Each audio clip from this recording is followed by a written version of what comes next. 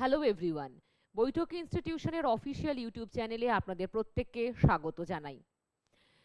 SLST পরীক্ষা তো সমাপ্ত হয়ে গেছে এবং তার ফল খুব শীঘ্রই প্রকাশিত হতে চলেছে। আশা করা যায় নভেম্বরের ফার্স্ট উইকের মধ্যেই আমরা কাট অফ লিস্ট দেখতে পাবো, তারপরই আসবে ইন্টারভিউয়ের ডাক। সুতরাং একদম লাস্ট স্টেজে আমরা দাঁড়িয়ে আছি। এবার শুধু একটা ধাপ, সেটা হচ্ছে ইন্টারভিউ। ইন্টারভিউ কমপ্লিট হয়ে গেলেই, ভালো ইন্টারভিউ হলেই তারপরেই নিয়োগপত্র কিন্তু হাতে পাবেন আপনিও। সুতরাং এই সময়টা খুব ক্রুশিয়াল।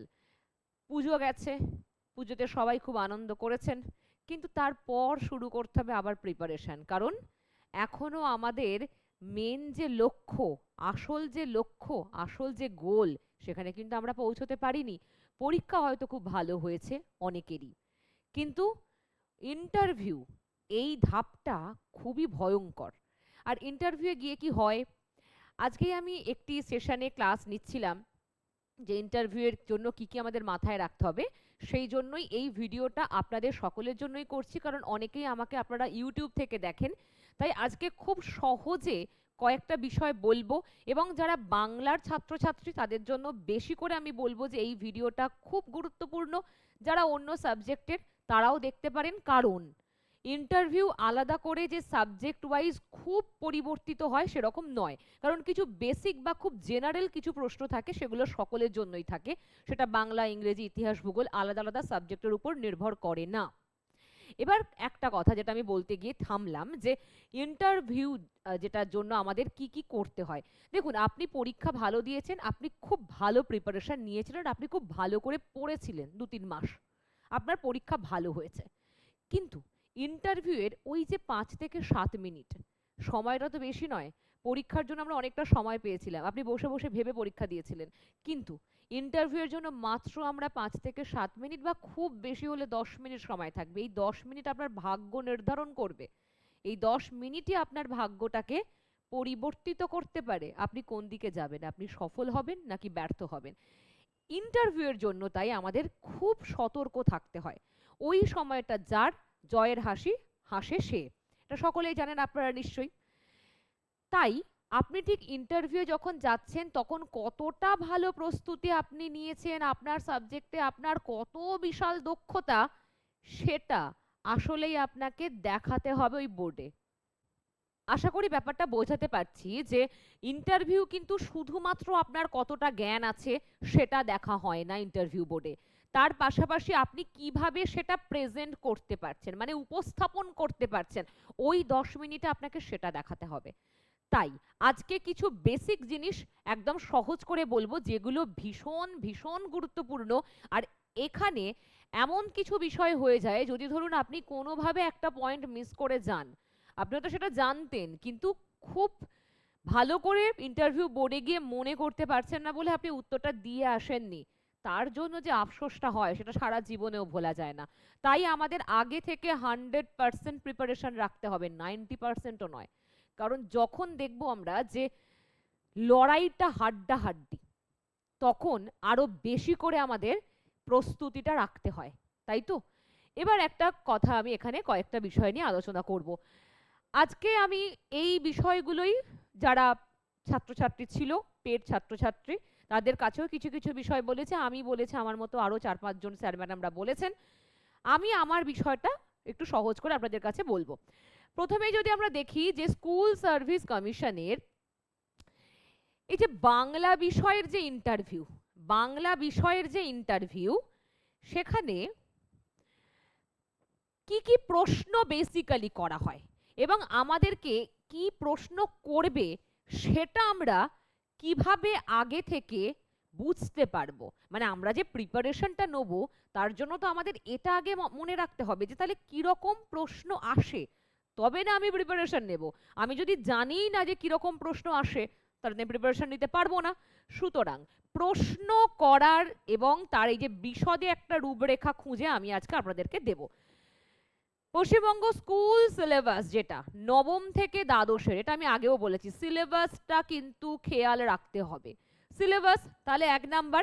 এবং আমি যেহেতু বাংলা বিষয়ে বলছি, বাংলা ব্যাকরণ, সাহিত্য, পাঠ্যপুস্তক থেকে যে প্রাথমিক বা যে একেবারেই খুব সাধারণ প্রশ্নগুলো আসে সেগুলো কিন্তু আমাদের মনে রাখতে হবে।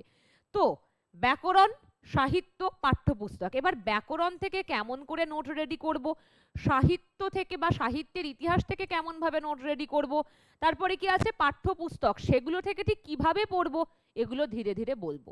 তারপর আসি 3 নম্বর যে পয়েন্ট, বাংলা সাহিত্যের ইতিহাসের মধ্যে আমরা কি কি পাই? প্রাচীন যুগ, মধ্যযুগ, আধুনিক যুগ পাই নিশ্চয়ই, এবং সাহিত্য তত্ত্ব পাই, যেটা তত্ত্বকেন্দ্রিক, যেগুলো নান্দনিক তত্ত্ব, ছন্দ পাই, অলংকার পাই, তাই তো?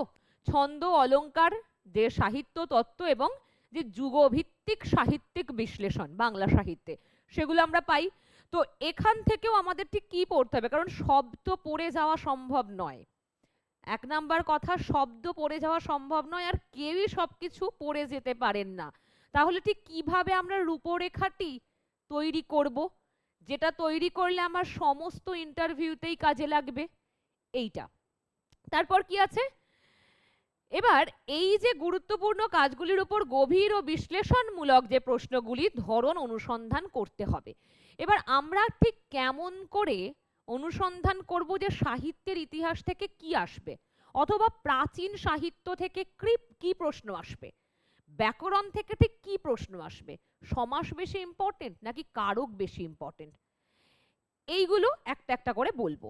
তারপর আসি আমরা 4 নম্বর পয়েন্ট, বাংলা শিক্ষণ পদ্ধতি, মানে যেটা আমরা যদি বলি শিক্ষণ পদ্ধতি মানে পেডাগজি, সেই যে পেডাগজি মনস্তত্ত্ব, সেই দিকটা খেয়াল রাখতে হবে। পাঠক পরিকল্পনা মানে পাঠ পরিকল্পনা, লেসন প্ল্যানিং করতে হবে, এবং শ্রেণীকক্ষ পরিচালনা কেমন করে করতে হয়, এগুলো আশা করি আগে যখন ভিডিও দেখেছেন তখনও আমি আলোচনা করেছিলাম যে খুব সিচুয়েশন ভিত্তিক কিছু কিছু প্রশ্ন রাখা হয়, এটা সমস্ত ইন্টারভিউ রাখা হয়, শুধু এসএসসিতে নয়, সিএসসিতেও রাখা হয়, সমস্ত জায়গাতেই রাখা হয়, প্রাইমারির ইন্টারভিউতেও রাখা হয়।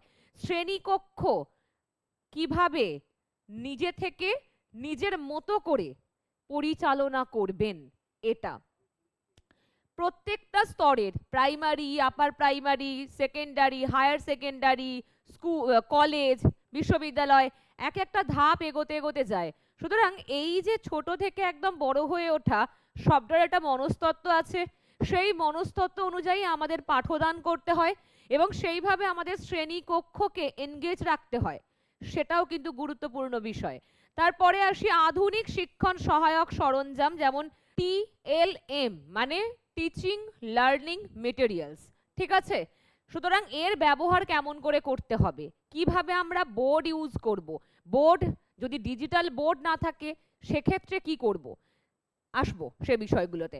তারপর সেই রকম যে সরঞ্জাম ব্যবহারের বিষয়ে প্রশ্নগুলির উদাহরণ সংগ্রহ করতে হবে। যদি আপনাকে একটা এরকম কিছু দিয়ে দেওয়া হয় যে এখন তো আমরা যখন দেখলাম যে করোনা পরিস্থিতি হওয়ার পর থেকে অনলাইন যে মেথড সেটা খুব গুরুত্বপূর্ণ হয়ে দাঁড়িয়েছে এখন, এবং ছেলে মেয়েদের কাছে যে যেই স্কুলেই পড়ুক না কেন, যে যে বয়সেরই হোক না কেন, সে যদি খুব ছোট হয় তার জন্য তার বাবা মায়ের হোয়াটসঅ্যাপ থেকে শুরু করে নানান রকম কিছু, সেখানে সমস্ত কিছু পাঠিয়ে দেওয়া, বলে দেওয়া, গ্রুপ তৈরি করে দেওয়া গার্জেনদের। তো এই যে একটা আধুনিক পদ্ধতিতে পড়াশোনা, সেখান থেকেও প্রশ্ন আসবে, কারণ আমরা অনেকটা এগিয়ে গেছি।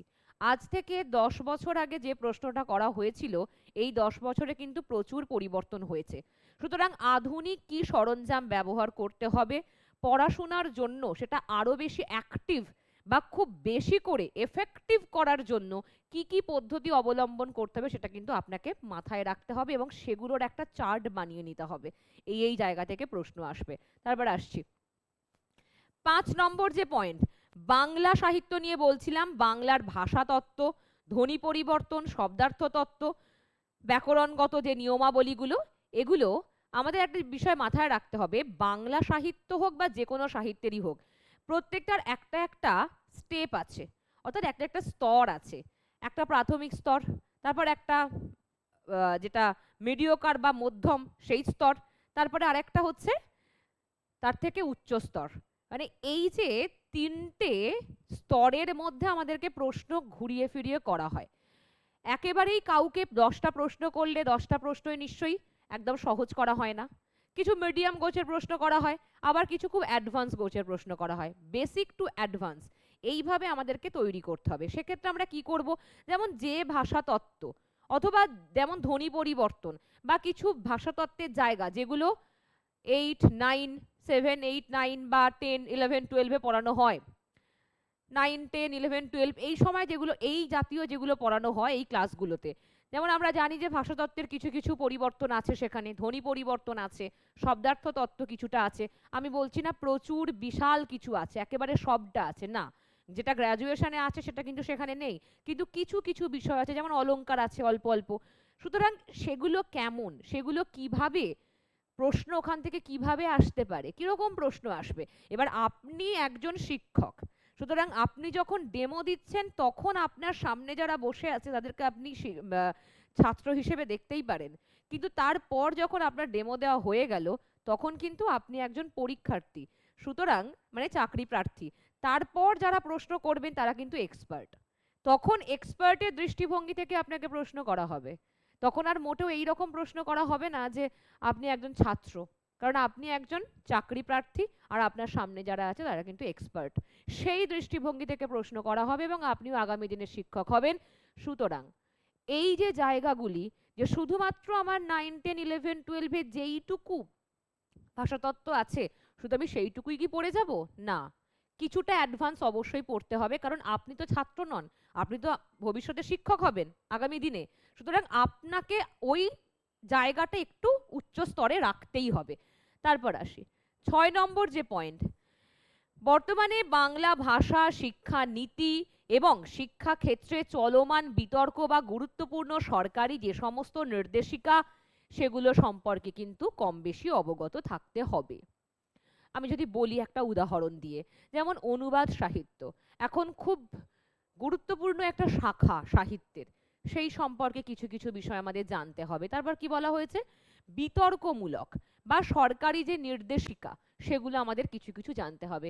এই সমস্ত যে পয়েন্টগুলো আমি বলছি এই সমস্ত পয়েন্টগুলোর নোট আকারে আমরা অলরেডি সকলকে আমাদের স্টুডেন্টসদের দিয়ে দিয়েছি। যদি আপনারাও চান অবশ্যই আমাকে বলবেন, আমি এগুলো আপনাদেরকে প্রোভাইড করে দেব।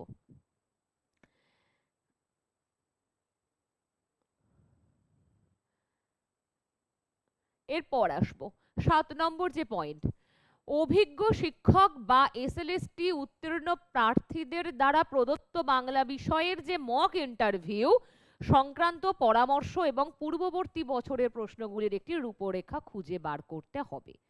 এবার একটা বিষয়, আমরা তাহলে কি করে জানবো যে আগে কি প্রশ্ন করা হয়েছিল? একটা কথা খুব সহজ করে উদাহরণ দিয়ে বুঝিয়ে দিই।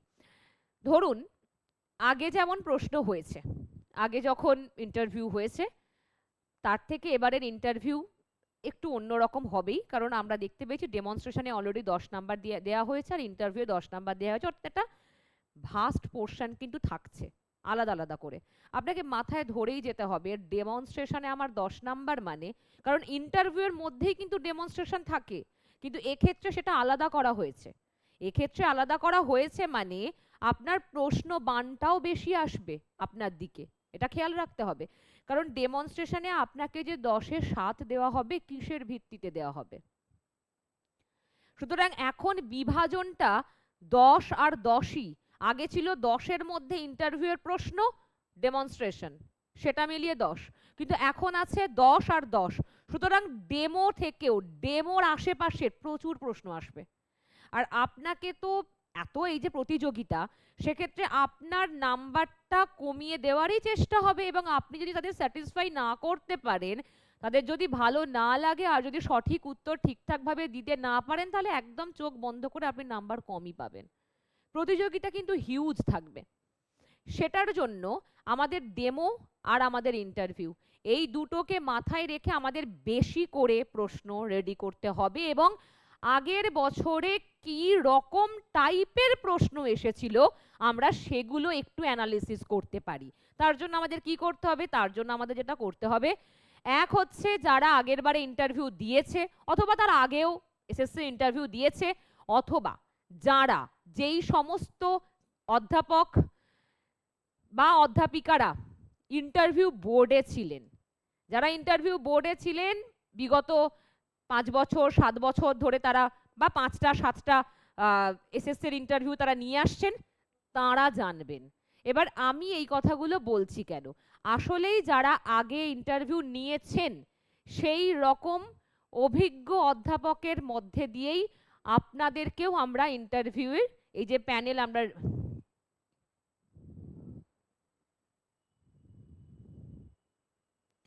আপনাদেরকেও তাদের অভিজ্ঞতা দিয়েই আমরা এই ইন্টারভিউগুলো কিন্তু দিয়ে থাকবো।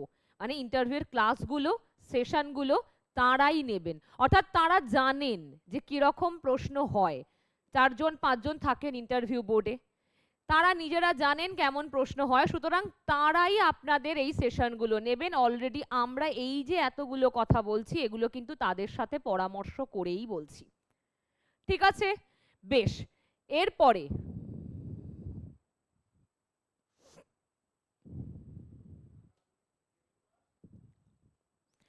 এছাড়াও আমি আমার নিজের অভিজ্ঞতা থেকে এই বিষয়গুলো আপনাদের কাছে জানাতে পারছি। বেশ, তারপরে আমরা 8 নম্বর পয়েন্টটাতে আসব।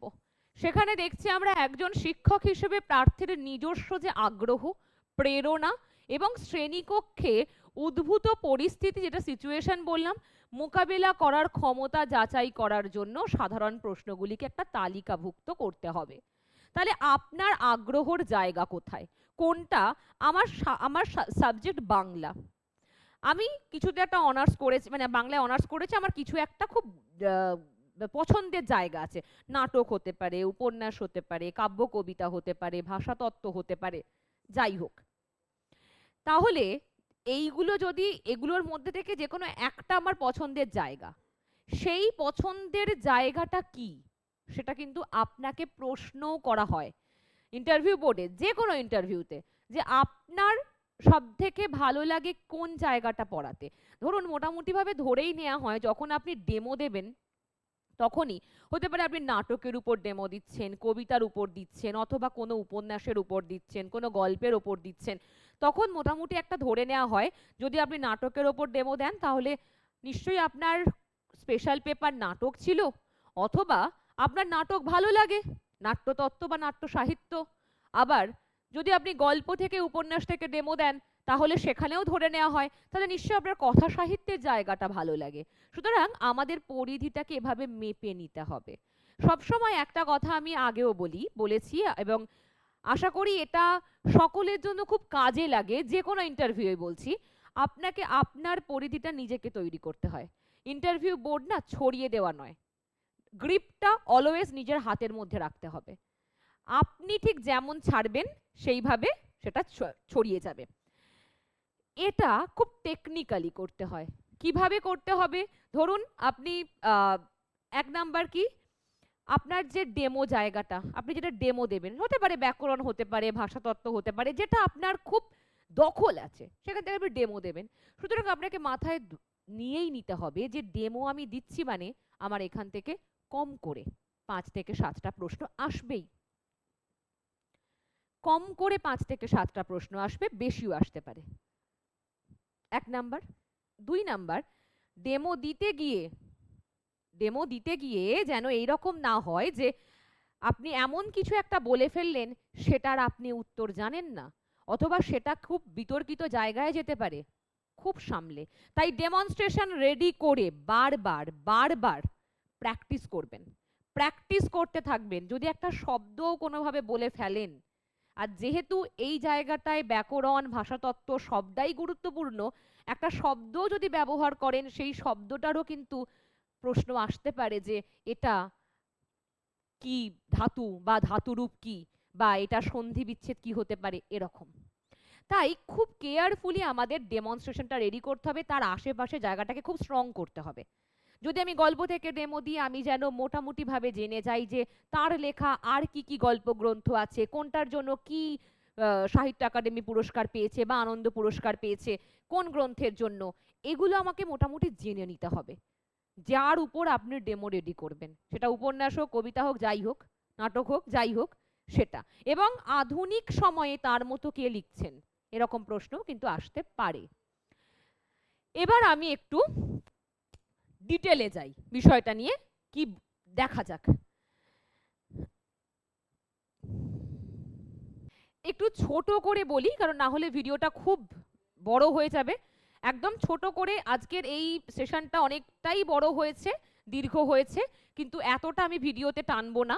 একদম ছোট করে এই মূল বিষয়গুলো, যে মর্ম কথা এখান থেকে কি কি আমরা পাচ্ছি, সেটা আমি একদম ছোট করে আপনাদেরকে বলে দেব। প্রথমেই আমরা এটা তো বলেইছি আগে যে এই যে প্রার্থীর যে যোগাযোগ ক্ষমতা মানে কমিউনিকেশন স্কিলস, তারপরে পেশাদারিত্ব মানে প্রফেশনাল যে তার ডেমিনিয়ার, এবং নির্দিষ্ট বিষয়ে যে শিক্ষাদানের ব্যবহারিক দক্ষতা মানে টিচিং অ্যাপটিটিউড, এগুলো কিন্তু যাচাই করা হয় কোথায়? ইন্টারভিউ বোর্ডে। এগুলোই যাচাই করা হয়। ওই যে বললাম, আপনি ঠিক কতটা পড়াশোনা করেছেন, আপনি ঠিক কতটা জানেন, সেটার 10 মিনিটে দেখাতে হবে ইন্টারভিউ বোর্ডে কতটা জানেন এইটা। তারপরে কি, এখানে প্রার্থীর যে আত্মবিশ্বাস, তারপর তার পোশাক পরিচ্ছদ, শারীরিক ভাষা মানে বডি ল্যাঙ্গুয়েজ, এই সমস্ত কিছু কিন্তু পর্যবেক্ষণ করা হয়। আপনি একবার নিজেই ভাবুন, ধরুন আপনি নিজেকে যখন শিক্ষক হিসেবে দেখবেন, বা আমাদের প্রত্যেকের একটা চোখে ধ্যান ধারণা কিরকম আছে।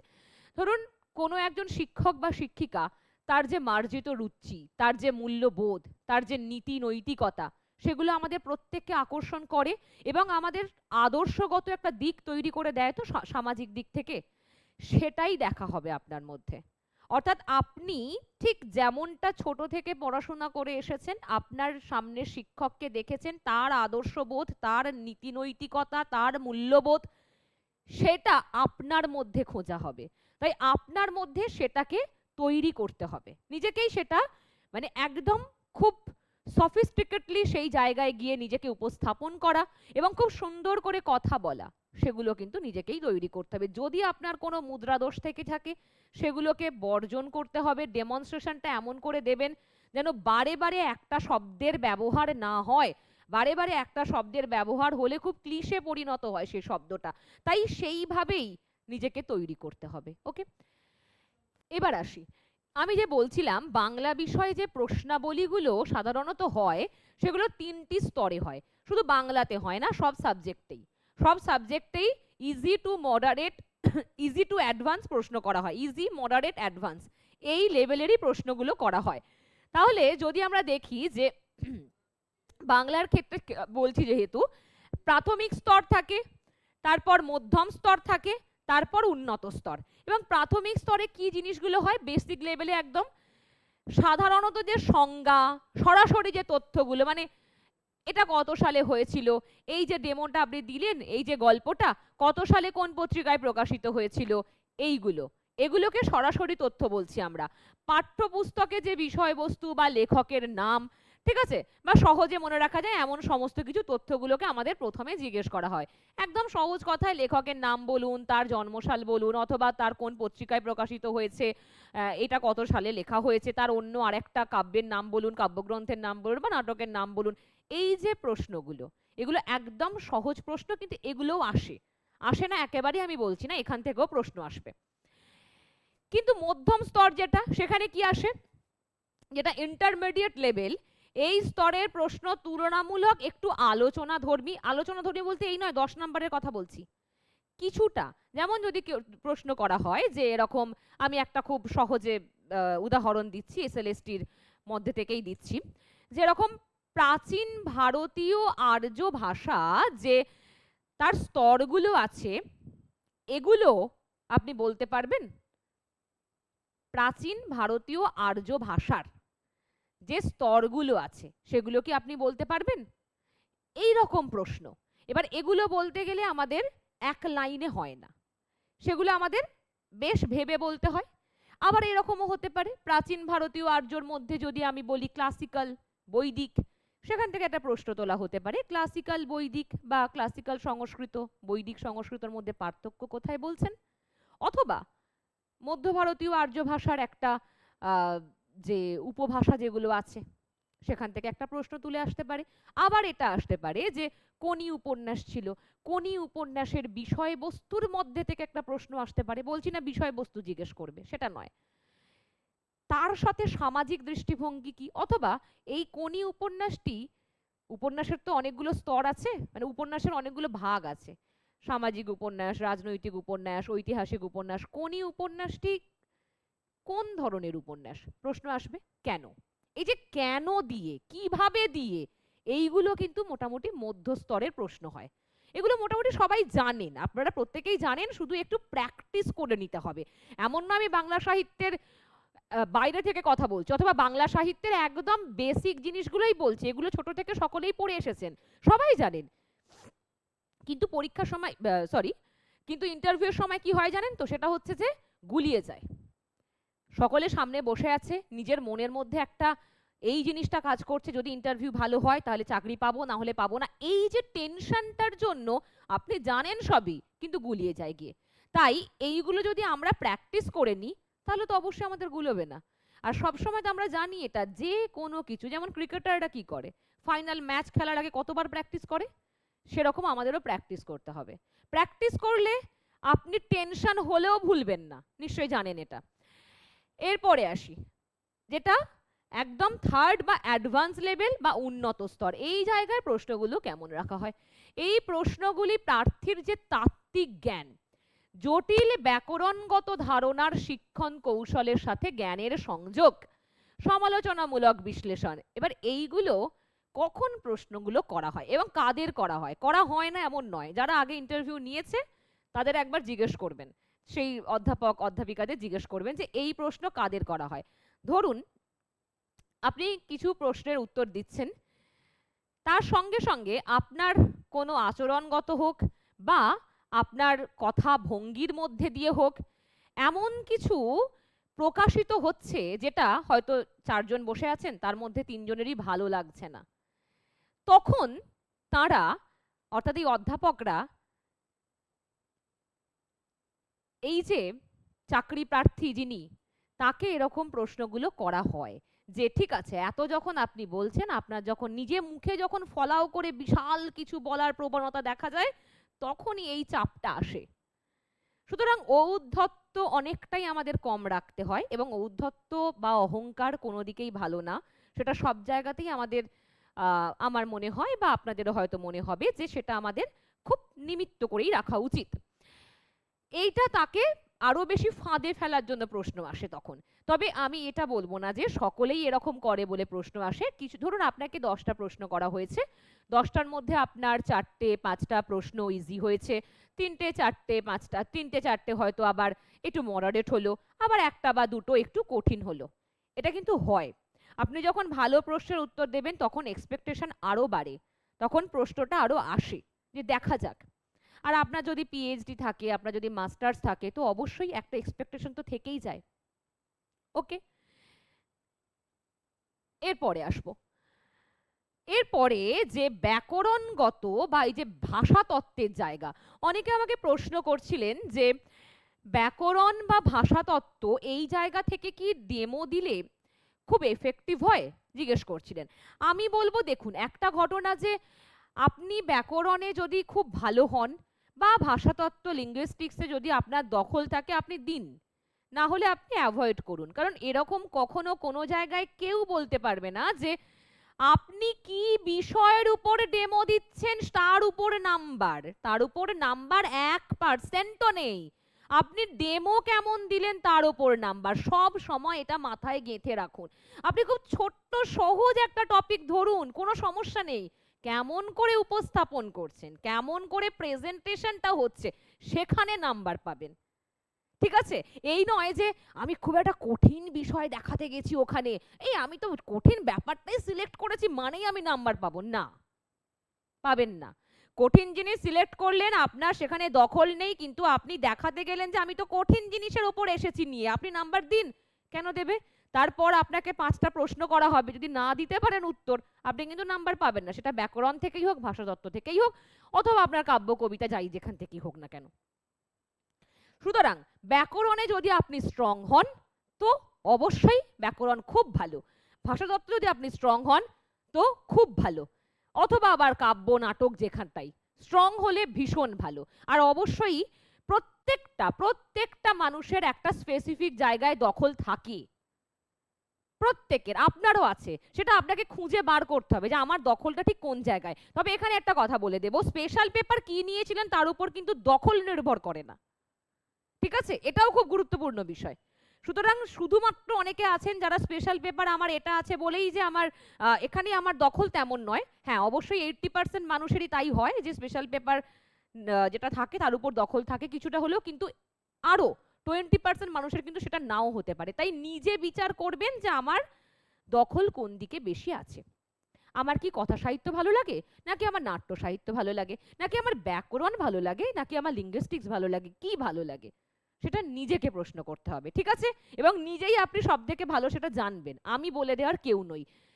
তারপর আসি এবার, তাহলে এই যে ব্যাকরণ বা ভাষাতত্ত্বের এই জায়গাগুলি প্রশ্ন করার ক্ষেত্রে কি কি খেয়াল রাখা হয়, যেমন প্রথমেই আমরা দেখব যে প্রাথমিক স্তরের, অর্থাৎ একদম প্রথমে যেটা বলছিলাম 1, 2, 3 স্তর,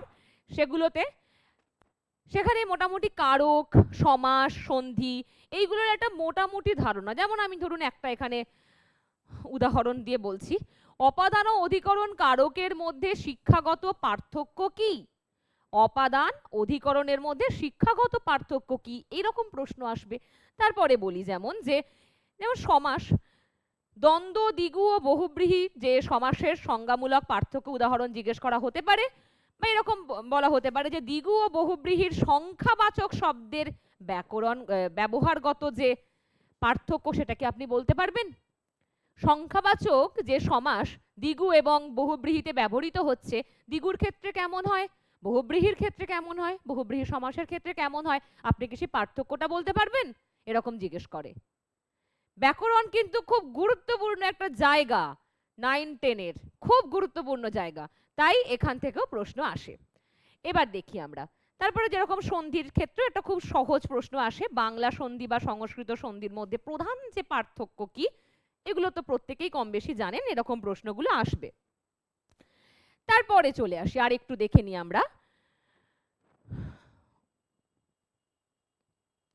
যেমন মধ্যম স্তরে প্রয়োগ বা বিশ্লেষণ, আগেই আমি বলেছি, এটা বর্ণনা করেছি। সেখানে প্রত্যয় থেকে প্রশ্ন আসতে পারে, বাচ্য পরিবর্তন অথবা বাক্য পরিবর্তন থেকেও আসতে পারে, পদান্তর থেকে আসতে পারে, এগুলো থেকে প্রশ্ন আসার সম্ভাবনা থাকে। এগুলো সব আলাদা আলাদা করে নোটের মধ্যে দিয়ে দিয়েছি। এখানে শুধুমাত্র একটা ওভারঅল আলোচনা আমি করছি, কি কি প্রশ্ন আসবে তার সঙ্গে কি কি উত্তর পাওয়া যাবে, মানে কি কি উত্তর আপনি দেবেন। যেমন এতগুলো প্রশ্ন আমি যেখানে একটা একটা করে রাখছি, কি কি উত্তর আপনি দেবেন। অলরেডি প্রাইমারি টেটের যারা কোয়ালিফাই করেছে তাদেরও ক্ষেত্রে কি কি কি কি প্রশ্ন থাকবে, তার উত্তরগুলো কি কি পাবে তারা, একেবারে পিডিএফ আকারে দিয়ে দেওয়া হচ্ছে। কারণ অনেক সময় হয় শুধু প্রশ্নগুলো দিলে উত্তরগুলো কি করবেন আপনারা নিজে হয়তো অনেক সময়, এখন তো টেনশন কাজ করছে, চিন্তা কাজ করছে, হয়তো ভুলভাল করে ফেলতে পারেন। তাই একেবারে প্রশ্ন রেখে উত্তর দিয়ে আমরা দিয়ে দিচ্ছি। এরপরে যেটা করব সেটা হচ্ছে ইন্টারভিউ সেশন তো চলছে নিয়মিত, তার মাঝখান থেকে আরো কিছু নতুন প্রশ্ন আসবে, বা এখান থেকেও দু একটা, মানে এখানে শুধুমাত্র নমুনা দিচ্ছি আমরা। তারপর যেগুলো ডিটেলে নোটগুলো দেয়া হচ্ছে সেখান থেকে প্রশ্ন করা হবে, ওর বাইরেও করা হবে, সেগুলো বাস্তব অভিজ্ঞতা বলা হয়, বাইরেও প্রশ্ন করা হবে। অর্থাৎ একটা মোটামুটি মাথায় ঢুকে গেলে দেখবেন আপনি নিজেই নোট করতে পারবেন, কারণ আপনার কাছে তো সব বই আছে, বই তো সবই আছে আপনার কাছে, আপনার কাছে সিলেবাস আছে, বাংলা সাহিত্য নিয়ে পড়েছেন অথবা যে যে সাহিত্য নিয়েই পড়ুন, যে আর যে সাবজেক্টই হোক, তার নিজের কাছে তো সবই আছে, গ্র্যাজুয়েশন করেছেন মানে। আপনি যদি একবার ধরে ফেলেন যে এইভাবে আমাকে রেডি করতে হবে, মানে এইভাবে আমাকে প্রশ্নগুলো সাজাতে হবে, আপনি নিজেই পারবেন সেটা, ঠিক আছে। এরপর যেটা বলছিলাম যে এবার যে উন্নত স্তর বা অ্যাডভান্স লেভেলে, এখানে কিন্তু শব্দার্থ তত্ত্বের কথা কিছু কিছু জিজ্ঞেস করা হয়, এবং শব্দার্থ তত্ত্ব বিষয়টা তো খুবই সহজ, আপনারাও জানেন সেটা। দেখে মনে হতে পারে শব্দার্থ তত্ত্ব, কিন্তু শব্দার্থ তত্ত্ব ব্যাপারটা খুব একটা কঠিন নয়, একটা উদাহরণ দিয়ে বলা যেতেই পারে, যেটা শব্দের কিরকম বা শব্দের অর্থের কিরকম যে পরিণতি ঘটেছে, উন্নত না অবনতি কিরকম কি হয়েছে, এরকম প্রশ্ন আসে। ধ্বনি পরিবর্তন অবশ্যই সেটাও খুব একটা শক্ত বিষয় নয়। তারপরেও যে এই ধ্বনি পরিবর্তনের নিয়মগুলির মধ্যে যেমন স্বরসঙ্গতি এবং সমীভবনের মধ্যে সম্পর্ক কি আছে, বিদ্যমান নাকি কি, তাদের পার্থক্যটা কি, এরকম ছোট ছোট প্রশ্ন আসে। এগুলো সবই কিন্তু আপনি জানেন, কিন্তু পরীক্ষায় ইন্টারভিউয়ের সময় গিয়ে সমীভবনটা কি বেশ এরকম হয়ে যায়, স্বরসঙ্গতিটা কি বেশ এই রকম একটা সমস্যা হয়ে যায়, কিন্তু আপনি সব জানেন না, নিজে সব পড়েছেন। তারপরে রূপতত্ত্ব থেকে কিছু কিছু প্রশ্ন রাখা হয়। এরপরে আসি বাংলা সাহিত্য।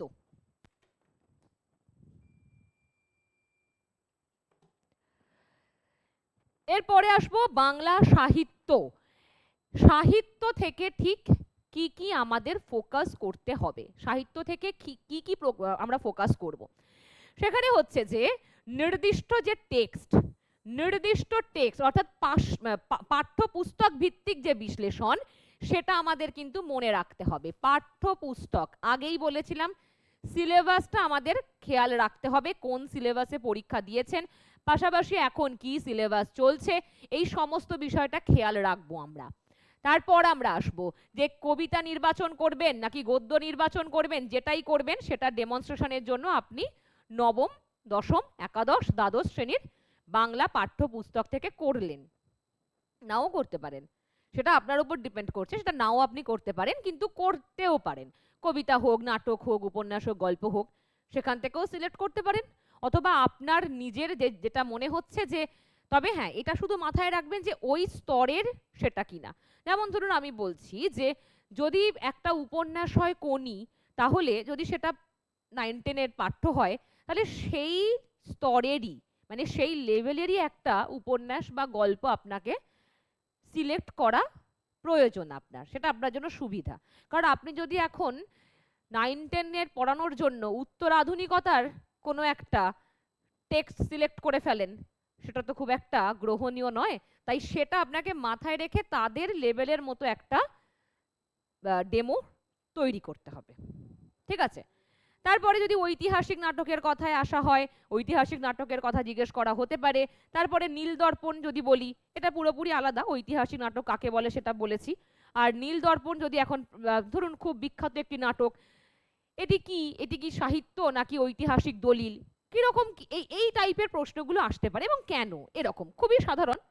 রবীন্দ্রনাথের ছোট গল্প থেকে প্রশ্ন আসতে পারে, কারণ রবীন্দ্রনাথের ছোট গল্পে যেমন পোস্টমাস্টার, কাবুলিওয়ালা, এগুলো কিন্তু একদম, বা ছুটি, এগুলো একদম এই মনস্তত্ত্বের ছেলে মেয়েদের কিন্তু গল্প।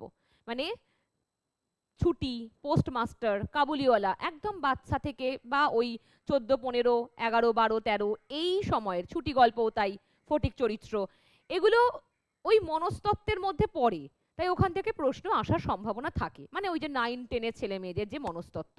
ওকে, এবার আরেকটু বলে দিই, যেরকম অনেকেই হয়তো ধরুন এমন কিছু একটা ডেমো দিচ্ছেন, তার মধ্যে হতে পারে যে বিদ্যাসাগরের কিছুর ওপর, অথবা হতে পারে মাইকেল মধুসূদনের কিছুর ওপর, তখন তাদের ক্ষেত্রে নবজাগরণ বিষয়টা কিন্তু খুব গুরুত্বপূর্ণ হবে।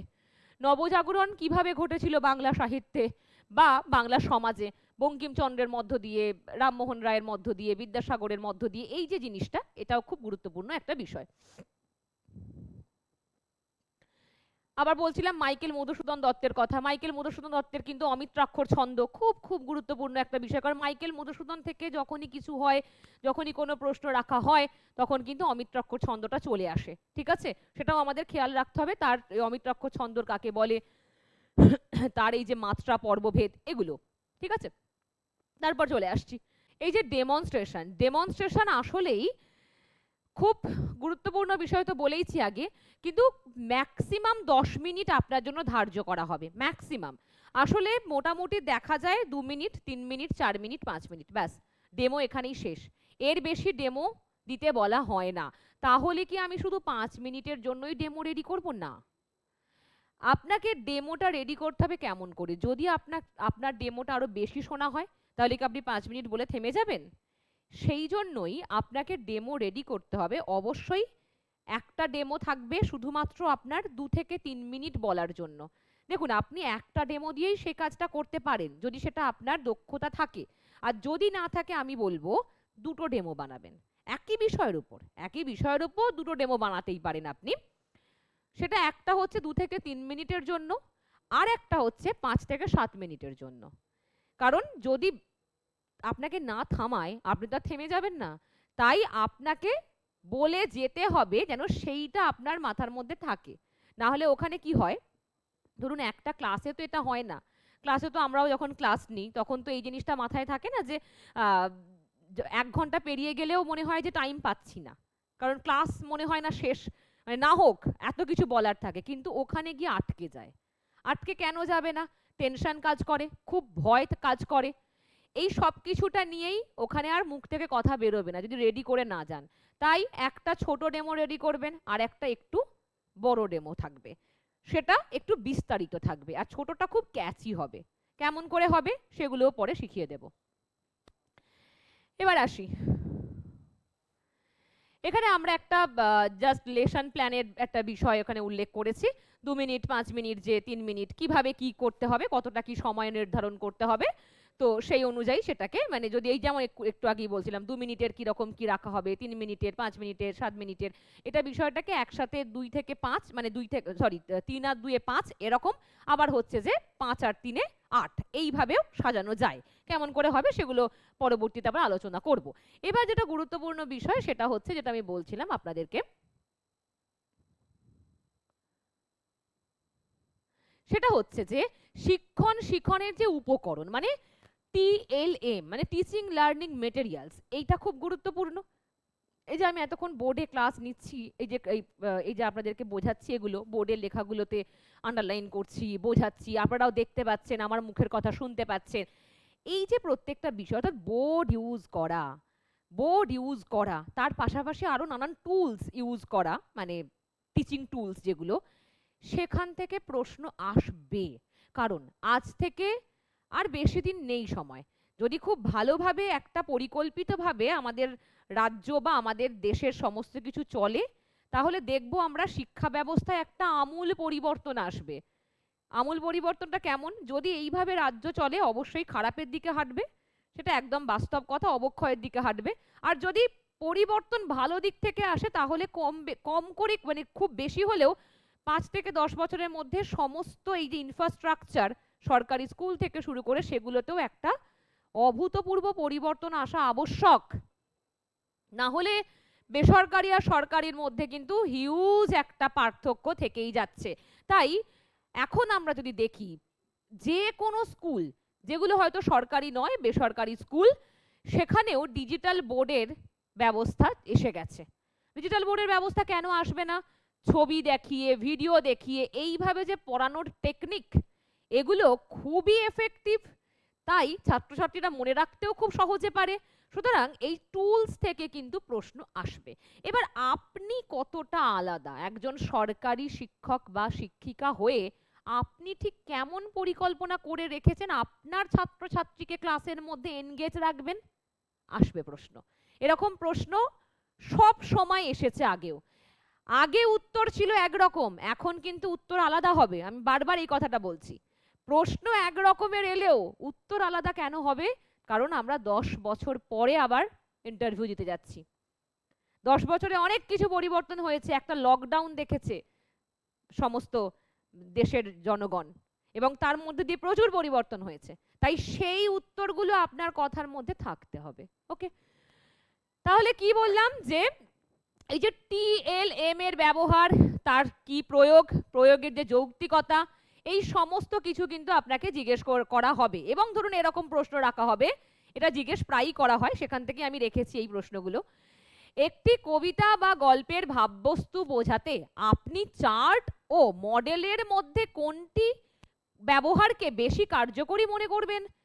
চার্ট ব্যবহার করবেন নাকি আপনি মডেলের মাধ্যমে পড়াবেন? কোনটাকে আপনি বেশি এফেক্টিভ মনে করছেন? একটা কবিতা বোঝাতে যাচ্ছেন, সেক্ষেত্রে আপনার উত্তর কেমন হবে সেগুলোও কিন্তু মাথায় রাখতে হবে। যদি এখানে বলি যে ধরুন ব্যাকরণ শিক্ষণের ক্ষেত্রে ফ্লো চার্ট আমরা ব্যবহার করতে পারি, ডায়াগ্রাম ব্যবহার করতে পারি, কিন্তু কবিতা শিক্ষণের ক্ষেত্রে আমরা দৃশ্যমান চিত্র বা ভিজুয়াল এইডস অধিক কার্যকরী হবে। তাহলে দুটো পুরোপুরি আলাদা উত্তর হলো তো, যে আমাদের ব্যাকরণের ক্ষেত্রে আমাদের যদি, কারণ যেহেতু ব্যাকরণকে আমরা কিভাবে চিনি, ব্যাকরণের নিজস্ব সূত্র আছে, সেই সূত্রের বাইরে কিন্তু ব্যাকরণ যায় না, কারণ ব্যাকরণ কারোর দ্বারা ম্যানুপুলেট হয় না। ব্যাকরণ নিজের একদম গতিতে চলে, নিজের সূত্রে চলে, নিজের মর্জিতে চলে। তাই ব্যাকরণের জন্য বলা হচ্ছে, যদি হচ্ছে ফ্লো চার্ট ব্যবহার, ডায়াগ্রাম ব্যবহার করে বোঝানো গেলে তাহলে সেগুলো সবসময় মনে থাকবে। আর বাকি যদি আমরা কবিতার ক্ষেত্রে দেখি বা অন্যান্য কিছুর ক্ষেত্রে দেখি, আমরা ভিজুয়াল এইডস আমাদের খুব সুবিধা করে। যেমন হচ্ছে ধরে নিচ্ছি আমি যদি বাংলার ক্ষেত্রে বলি, যেহেতু বাংলাই বলছি, বাংলার কবিতার যে কবির ছবি, হ্যাঁ মানে কবিকে তো চেনাটাও দরকার। হয়তো 9-10 ছেলেমেয়েরা যে কবির কবিতা পড়ছে সেই কবিকে চেনেই না, কিন্তু কবিতাটা পড়ছে তারা, তাকে তার ছবি রেখে বা আরো কিছু যেগুলো গুরুত্বপূর্ণ সেই মানে সেই কবিতার সঙ্গে যাচ্ছে সেই রকম বিষয় আমরা রেখে পড়াতে পারি, সেটা খুব এফেক্টিভ হয়। এবং অবশ্যই অবশ্যই বোর্ড ইউজ করা কিন্তু ভীষণ ভীষণ একটা ক্লাস এনগেজ পড়ানোর টেকনিক, বোর্ড ইউজ করা। কারণ আমাদের মাথায় রাখতে হবে 9, 10, 11, 12 মনস্তত্ত্ব বুঝে পড়াতে হবে। আপনি তো কলেজে পড়াতে যাচ্ছেন না যে কলেজের ছেলেমেয়েরা ভালো বিষয় পেলেই শুনবে, কারণ ওরা জেনে গেছে যে আমাকে এখান থেকে নিয়ে যেতে হবে। কিন্তু স্কুলের ছেলেমেয়েরা তো তেমন নয়, তারা তো সবসময়তেই যে ডিস্ট্র্যাক্টেড হয়েই যায়। তো তাদেরকে ধরে রাখতে হবে ক্লাসের মধ্যে, আরো বেটার তাদেরকে আগ্রহী করতে হবে। এগুলো বেশ। আসি ব্ল্যাকবোর্ডের ব্যবহার। এবার এখন তো ব্ল্যাকবোর্ডই বলবো, কারণ ব্ল্যাকবোর্ডই সমস্ত স্কুলগুলোতেই আছে ব্ল্যাকবোর্ড অথবা হোয়াইট বোর্ড, ব্ল্যাকবোর্ড হোয়াইট বোর্ডই আছে। এবার এই যে ব্ল্যাকবোর্ডের কাজ স্পষ্ট, পরিচ্ছন্ন এবং কাঠামোগত হওয়া খুব জরুরি, কারণ আপনি বোর্ডে এমন কিছু লিখছেন হয়তো আমরা মানে ছাত্রছাত্রীরা কিছু বুঝতেই পারছেন না, তারা যদি না বুঝতে পারে আপনার লেখা তো কোনো মানে রাখে না। তাই আপনাকে সেটা স্পষ্ট করে লিখতে হবে। এবং তারপর কি যে এটাও জিজ্ঞেস করা হয়, প্যানেলে প্রশ্ন করা হয় যে ডেমো দেওয়ার সময় ব্ল্যাকবোর্ডে লেখার সঠিক পদ্ধতি ও মার্জিন ব্যবহারের নিয়ম কি আপনি জানেন? আপনি ডেমো দেওয়ার আগেও এই প্রশ্নটা আপনাকে করা হতে পারে যে আপনি যে এই বোর্ডে এলেন, অথবা ধরুন আপনি ডেমোটা দিয়েছেন, কোনোভাবে আপনার লেখার মধ্যে দিয়ে হয়তো লেখাটা বেঁকে গেছে বা খুবই জড়সড় হয়ে গেছে, আপনি হয়তো জানেনই না, একদম শুরু থেকে লেখা শুরু করেছেন, মানে বোর্ডের একদম মাথা থেকে লেখা শুরু করেছেন। এই জিনিসগুলো খেয়াল করতে হবে আপনাকে, কারণ একদম আমি এই উঁচু থেকে যদি লেখা শুরু করি, আমার হয়তো ক্যামেরাতেই ধরা পড়ছে না এই জায়গাটা, হ্যাঁ, তো ওখানে তো আর ক্যামেরার কথা বলা হচ্ছে না, কিন্তু একটা যে দেখতে সুন্দর লাগা, আকর্ষিত লাগা, এটারও তো গুরুত্ব আছে, একটা সৌন্দর্যের তো গুরুত্ব সবসময়তেই আছে। সুতরাং একদম আমি প্রথম থেকে ছোট ছোট করে লিখছি না, আমি বড় করে স্পষ্ট করে সুন্দর করে ডেমোটা লিখবো, আমার ডেমো টপিকটা লিখবো। আপনি যদি এরকম ভুলগুলো করেন, আপনার সেখানেও প্রশ্ন করা হবে, আপনি যে একদিন আগামী দিনে শিক্ষক হবেন, আপনি কি এরকম ভাবে বোর্ড ওয়ার্ক করবেন, এরকম ভাবে বোর্ড ইউজ করবেন?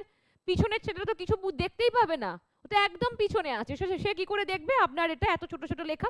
তাই একটা নির্দিষ্ট লেখার সাইজ আমাদের মেনটেন করতে হবে, যেমন খুব বড় ভালো নয়, তেমন খুব ছোটও ভালো নয়। এটা তো অ্যারিস্টটলের পোয়েটিক্স আপনারা পড়েইছেন। সুতরাং খুব বড়ও লিখবো না, খুব ছোটও লিখবো না, আমাদের মিডিয়াম লিখতে হবে, মিডিয়ামটা আমাদের জেনে নিতে হবে। এবার আমরা যখন ডেমো প্র্যাকটিস করব তখন অলরেডি জেনে যাবেন প্রত্যেকে। বেশ, এবার কি শ্রেণীকক্ষ পরিচালনা ও সমস্যার সমাধান। শ্রেণীকক্ষ পরিচালনা কেমন সিচুয়েশন ভিত্তিক প্রশ্ন আসবে, আসবে আরো কেন আসবে? ধরে নিন আজ থেকে 20 বছর আগে না এত মনস্তত্ত্বের ব্যাপার স্যাপার ছিল না। এখন ছেলেমেয়েরা ক্লাস 5-6 এর ছেলেমেয়েরাও ডিপ্রেশনে যায়, এটা কিন্তু সবাই আমরা জানি, এটা সমাজের খুব খারাপ একটা দিক, অন্ধকার একটা দিক। তাই মনস্তত্ত্ব কেন্দ্রিক প্রশ্ন আসবেই। আপনার একজন ছাত্র ক্লাসের মধ্যে 50 জন আছে, তার মধ্যে একজন ছাত্র যদি অন্যরকম হয়, আপনার কাছে প্রশ্ন আসবে সেরকম। সে যদি কোনো ভুল কাজ করে এবং সেটা সে করতেই থাকে, আপনি একজন শিক্ষক হিসেবে সেই জায়গাটাকে কি করে সামলাবেন? প্রশ্ন আসবে। কারণ এখন 9, 10, 11, 12 এর ছেলে মেয়েদের খুব এই এই সময়টা খুবই ভয়ঙ্কর একটা সময়, একটা বৃদ্ধির সময়। আর এখানে শিক্ষক শিক্ষিকার ভীষণ গুরুত্ব থাকে। একজন ভালো শিক্ষক যেমন তাকে খুব ভালো জায়গায় নিয়ে যেতে পারে, তেমনি শিক্ষকের আবার অনীহা তাকে খারাপ জায়গায়, মানে তাকে খারাপ জায়গায় আবার ছুঁড়ে ফেলে দিতে পারে। তাই আপনি সেখানে কি পদক্ষেপ নেবেন এটা কিন্তু আপনাকে জানতে হবে। আর আমি মনে করি এটা সমস্ত মানবিক মানুষের পক্ষেই জানা উচিত এবং এটা সমাজের জন্য খুব কার্যকরী।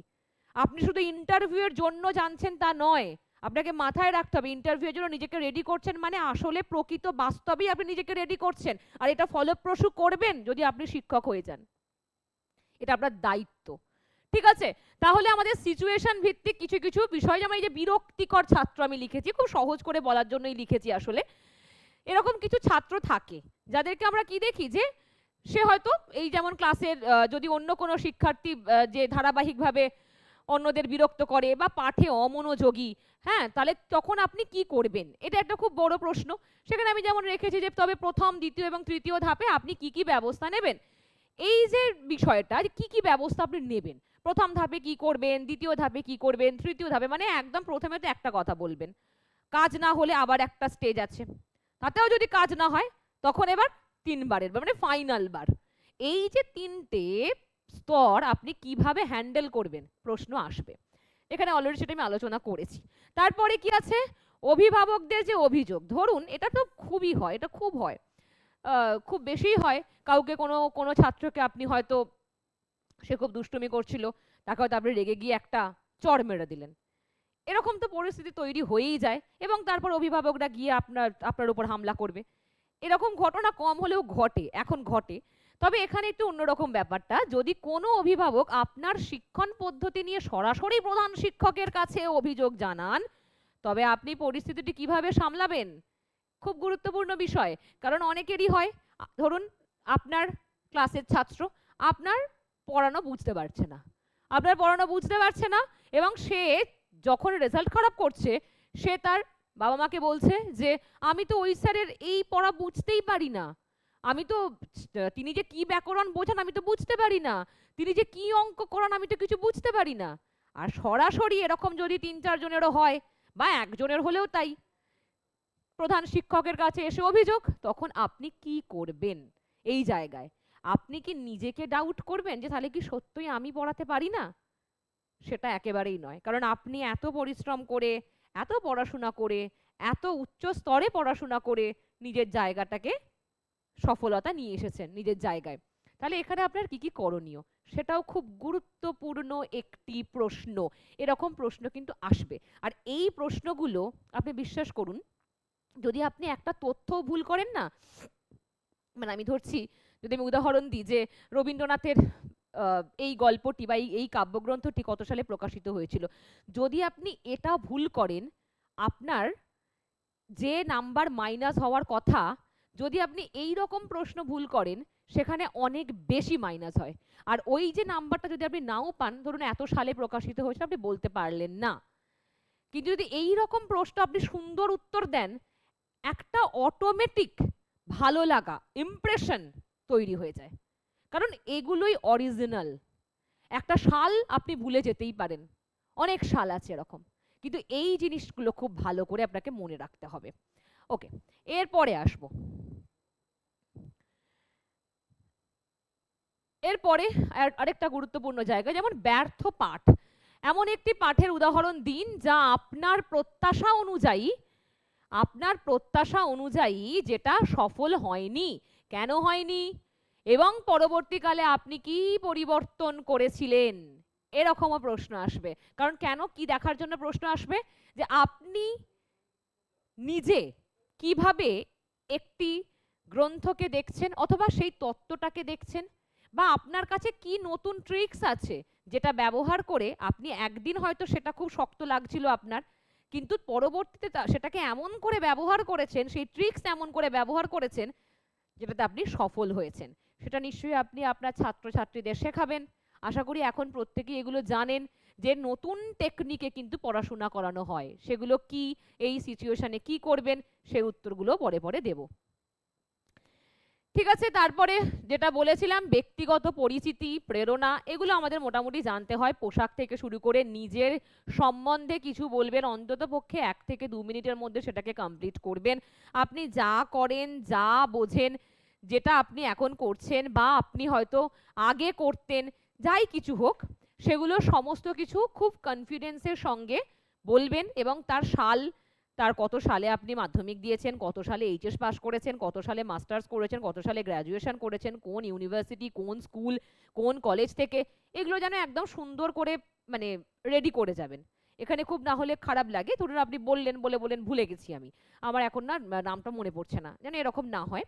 সুন্দর করে রেডি করে যাবেন, কত সাল কি বৃত্তান্ত এগুলো, নিজের সম্পর্কে আর যদি কিছু বলার থাকে সেগুলো বলবেন। আপনার কেন শিক্ষকতা ভালো লাগে, এই প্রশ্ন তো আসবেই, শিক্ষকই আপনি কেন হতে চান, এটা তো সব থেকে বড় প্রশ্ন হয় যারা হচ্ছে মাস্টার্স করেছে, করে পিএইচডিও করেছে। তারপরেও তো অনেকে আছে যারা এসএলএসটি পরীক্ষা দিয়েছে, হয়তো তারা অধ্যাপক হননি কিন্তু এসএলএসটি পরীক্ষা দিয়েছেন, তাদের জন্য তো খুব গুরুত্বপূর্ণ একটা প্রশ্ন, খুব ক্যাজুয়াল একটা প্রশ্ন, যে আপনি তো পিএইচডি করেছেন, আপনি তো অধ্যাপক হতে পারতেন, কিন্তু আপনি কেন শিক্ষকতার জায়গায় এসেছেন? এবার আপনার মনে খুব রাগ আছে, বিদ্বেষ আছে, সেটা তো আর ইন্টারভিউ বোর্ডে গিয়ে বলতে পারবেন না, তাই আপনাকে টেকনিক্যালি কি উত্তরটা দিতে হবে সেটা আপনাকে দিতে হবে। আপনি কেন শিক্ষকতার কাজ করছেন বা শিক্ষকতার দিকে কেন আসতে চাইলেন, আপনি তো পিএইচডি করে ফেলেছেন। সুতরাং এটাও খেয়াল রেখে আপনাকে এই প্রশ্নটা আসেই, মানে যারা পিএইচডি করে ফেলেছে, মাস্টার্স করেছে, পিএইচডি করেছে, তাদের ক্ষেত্রে এই প্রশ্নটা আসবেই, মানে ধরে নিন 90% সম্ভাবনা একজন হলেও এই প্রশ্নটা করবেন তাকে, ঠিক আছে? তাই তারা কিন্তু খুব সুন্দর করে উত্তরটা দেবেন, যেন এমনই ভালো হয়, যেরকম ওখানে 4-5 জন যারা থাকবেন যেন সকলে আপ্লুত হন যে সত্যই উত্তরটা সামাজিক দিক থেকে, বাস্তবিক দিক থেকে একদম সত্য, ঠিক আছে? বেশ, এরপরে আসবো আমরা যে শিক্ষানীতি এবং যে সমস্ত বিতর্কিত জায়গাগুলো আছে এখান থেকেও প্রশ্ন আসবে, যেমন হচ্ছে যে ন্যাশনাল এডুকেশন পলিসি থেকে প্রশ্ন আসবে, আমি বলেইছি 2020 কি কি পরিবর্তন এসেছে, এগুলো যেমন প্রাইমারির ক্ষেত্রেও প্রশ্নগুলো আসে, আপার প্রাইমারিতেও আসবে এবং এসএলএসটির ক্ষেত্রেও কিন্তু আসবে। এই প্রশ্ন একদম সাধারণ প্রশ্ন, বারবার বলছি, কম্পিউটারের ব্যবস্থা, মোবাইলের সুফল কুফল পড়াশোনার সঙ্গে কি কি গুরুত্বপূর্ণ, কারণ এখন মোবাইলে প্রচুর পড়াশোনা হয়, যে আমি বলছিলাম এখন সমস্ত স্কুলেই গ্রুপ থাকে, কলেজগুলো তো কলেজ ইউনিভার্সিটিতে তো এমনিতেই আছে গ্রুপ, হোয়াটসঅ্যাপ গ্রুপ, সুতরাং এগুলো তো আগে ছিল না, কোভিডের পর এসেছে, এগুলোর কি ভালো মন্দ দিক আছে, মোবাইলের কুফল সুফল তো খুব জিজ্ঞেস করা হয়, কারণ এখন সমস্ত ছাত্রছাত্রীর হাতে, মানে যারা 9, 10, 11, 12 বাবা মায়ের মোবাইল পায় অথবা নিজেরা মোবাইল করে নিচ্ছে, এরকম অনেক কিছু হয়, সুতরাং এগুলোও কিন্তু খুব গুরুত্বপূর্ণ, এগুলো একটুখানি অল্প অল্প করে পড়ে যাবেন। তারপরে পশ্চিমবঙ্গে যে সমস্ত প্রকল্প, কন্যাশ্রী, সবুজ সাথী, এগুলো যেমন এগুলো আপনার মতে সবচেয়ে সফল এবং কেন, এর মধ্যে এই যে ধরুন কন্যাশ্রী, সবুজ সাথী, এগুলো তো মহিলাদের প্রশ্ন খুব বেশি হয়, যারা দেখছেন আমাকে মহিলারা, তারা এগুলো কিন্তু খুব ভালো করে পড়ে যাবেন, তার কারণ মানে পড়ে যাবেন মানে একটু রেডি করে যাবেন, এগুলো তার কোনো মানে একদম গোটা গোটা শব্দে লিখে দেওয়া কোনো জায়গা না, এগুলো নিজের মতো করে আপনাকে রেডি করতে হবে। এবার আপনারা যদি বলেন এগুলো আপনাদের চাই, অবশ্যই আমরা টিমের সাথে কথা বলে প্রোভাইড করে দেবো যে এই জায়গায় আপনি কি উত্তর দেবেন, কি উত্তর দেবেন, সবুজ সাথী নাকি কন্যাশ্রী, কারণ একটা হিউজ সংখ্যক নারী জাগরণের দিকে কিন্তু এই জায়গাটা নিয়ে যায়, ঠিক আছে? এই দাবিও রাজ্য সরকার করে, সুতরাং এই জায়গা থেকে কি উত্তর দেবেন সেটা আপনাকে মাথায় রাখতে হবে। ওকে, নেক্সট আসবো, সেটা হচ্ছে নৈতিকতা ও স্বচ্ছতা, এখান থেকেও কিছু কিছু প্রশ্ন আসে, যেমন হচ্ছে যে কোনো বিতর্কের বিষয়ে আপনার মতামত কি, যেরকম ধরুন যে কোনো বিতর্কের মধ্যে আপনাদের হতে পারে যে কমিশন, এরকম যে বিষয়টা হয়েছে কমিশন দ্বারা যেটা সৃষ্টি হয়েছে, বা এটা তো না হয় এসএলএসটির ক্ষেত্রে বলছি, যে কোনো বিষয় মানে শিক্ষা ব্যবস্থার যে কোনো কিছু জায়গাতেই জিজ্ঞেস করা হতে পারে, সেটা আমাদের রাজ্য সরকার, কেন্দ্র সরকার গঠিত যে কোলাবোরেশনের মধ্যে দিয়ে যে বিতর্কগুলো উঠে আসে সেখানেও থেকেও প্রশ্ন আসে। ওকে, নেক্সট। তারপরে কি আছে যে সাহিত্য তত্ত্বের কিছু কিছু জায়গা আমি এখানে তুলে দিয়েছি, যেমন কাব্যরসের শিক্ষণ, তারপর সাহিত্য সমালোচনা তত্ত্ব, এগুলো এই যে যেমন বলছিলাম গবেষণা ও শিক্ষণ, আপনার উচ্চশিক্ষা বা এমএ পিএইচডি যখন থাকে, তো মানে যদি থাকে আপনার এমএ পিএইচডি এই গবেষণার ক্ষেত্রে, তাহলে শ্রেণীকক্ষে কিভাবে কিভাবে, এটা খুব গুরুত্বপূর্ণ জায়গা, অনেকেরই আছে, আরেকবার একটু ক্লিয়ার করে দিই, অনেকেরই আপনাদের আছে পিএইচডি, তাহলে যদি পিএইচডি থাকে তাহলে শ্রেণীকক্ষে কিভাবে সাহায্য করবে আপনার এই ডিগ্রিটা, আপনার গবেষণার ফলস্বরূপ অর্জিত জ্ঞান কিভাবে স্কুলের পাঠ্যক্রমকে সমৃদ্ধ করবে, এরকম প্রশ্ন কিন্তু আসবে, এরকমই প্রশ্ন আসবে। আপনার তো পিএইচডি আছে, তাহলে আপনার এই যে পিএইচডি করা এই বিষয়টা আপনার স্কুলকে কি করে সমৃদ্ধ করবে, কি উত্তর দেবেন মনে মনে বলুন তো, অথবা আমাকে কমেন্টে লিখুন যে আপনি ঠিক কি উত্তরটা ভাবছেন, তারপর আমি অবশ্যই তার রিপ্লাই দেব। বা তোমরা যারা দেখছো আমাকে দেখো, আমি সকলের জন্যই ভিডিওটা করছি বলেই আমি আপনি সম্বোধন করছি, বাকি তোমরা তো যারা আমার থেকে বয়সে ছোট সবাইকেই আমি তুমি করেই বলি। তো যাই হোক, তো এখানে যাদের যাদের মনে হচ্ছে যে এই উত্তরটা আমার মাথায় আসছে আমাকে কমেন্ট বক্সে কিন্তু অবশ্যই লিখবে। তারপর চলে আসি ডিজিটাল ডিভাইড, এগুলো যেমন এই যে কোভিডের পরবর্তী সময় থেকে ডিজিটাল ব্যবস্থাপনা, এআই ভীষণ ভীষণ ভীষণ গুরুত্বপূর্ণ বিষয়, এআই এবং সাহিত্য এটা ভীষণ গুরুত্বপূর্ণ। যেমন এআই বা চ্যাট জিপিটির মতো প্রযুক্তি কি বাংলা শিক্ষকতার জন্য হুমকি? প্রশ্ন আসবে। সবাই চ্যাট জিপিটি এখন অভ্যস্ত, এআই দ্বারা সব কিছু পরিচালিত হচ্ছে। সুতরাং চ্যাট জিপিটি, এআই এগুলো কি হুমকি নাকি সহায়ক উপকরণ? সহায়ক তো বটেই কোনো কোনো জায়গায়, আবার হুমকিও বটে। কারণ কি বলা হচ্ছে যে আগে যে মেধাটা ছিল, অর্থাৎ একটা সেন্টেন্স বা একটা বাক্য তৈরি করতে গেলে বা একটা প্যারাগ্রাফ লিখতে গেলে ভেবে ভেবে সুন্দর শব্দ চয়ন করে ছেলেমেয়েরা লিখতো, এখন তো লেখে না, এখন শুধু টপিকটা লিখে দেয় চ্যাট জিপিটিতে, সব পরপর চলে আসে, সুন্দর সুন্দর শব্দ দিয়ে আসে। তাহলে এটা হুমকি নাকি এটা ভালোর দিকও আছে? আপনি কি বলবেন আমাকে কমেন্ট করুন। তারপরে আছে কি, আর একদম শেষে চলে এসেছি আমরা, মোটামুটি সবটাই আমি বলেছি।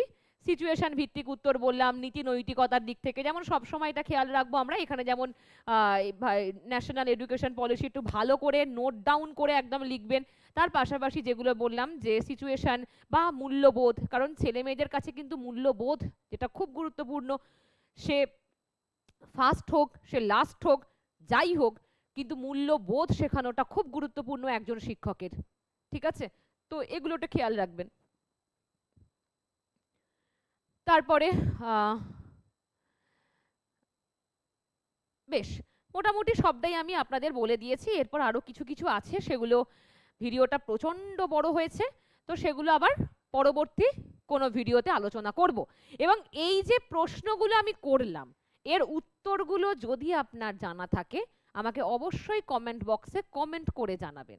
অথবা আমরা বৈঠকি ইনস্টিটিউশন অলরেডি বলেছে যে যাদের মনে হচ্ছে ডেমো ঠিকঠাক হচ্ছে না, এরকম প্রচুর ফোন আমি পেয়েছি, তোমরা বলছো যে বা আপনারা বলছেন যে ডেমোটা রেডি তো করেছি কিন্তু সঠিক হচ্ছে কিনা বুঝবো কি করে?